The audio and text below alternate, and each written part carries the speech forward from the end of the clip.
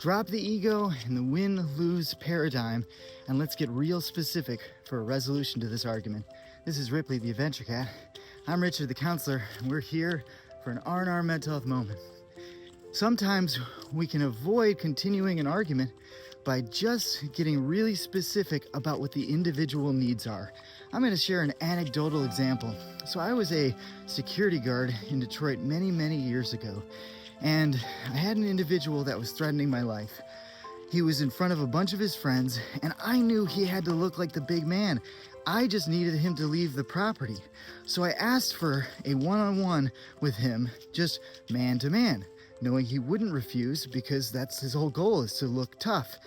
And then I gave him what I would say is the quarterback huddle, where I put our body posture at a 45-degree angle, so I still wasn't putting myself in jeopardy, but I put our body posture as that of friends together. And then I said, hey, I know you need to look tough. I don't want you to not look tough. You can win this argument, but I do need you to leave property. So how can we both get what we both want?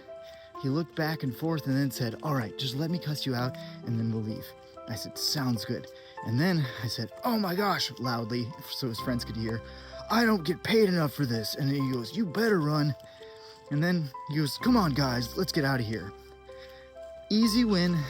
All I had to do is drop the ego and look at the specific needs of the individual.